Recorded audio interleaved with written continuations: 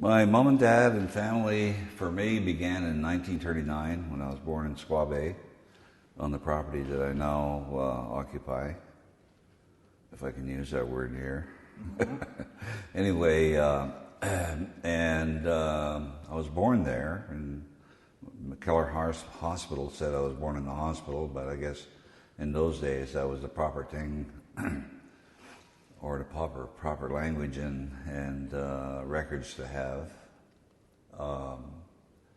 My dad was working for the water company at that time. That was in 1939, when a lot of the men were off to war. My dad was his crippling situation and all that with his hand injury when he was a baby prevented him from partaking in any of that, and I'm sure he would have.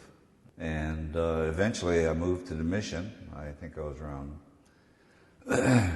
I was about 10 years old by then, I guess, yeah. So the rest of the family by then had also been accumulating here in the mission, and I was here, I think I only lived here for about a year, and I did my high school entrance exam and passed. In the following year, with John and Louis Pelche, we trained down to Spanish for my 4-year high school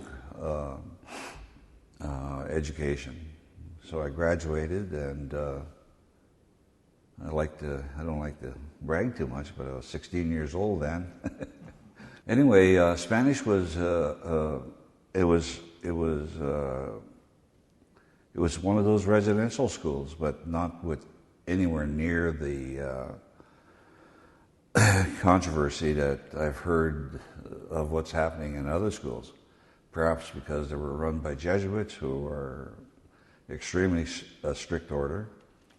And John Pelche finished his graduation down there because when living in the mission, he had to walk to the Loop every day to catch a trolley car to get to school, and the same thing coming back every night.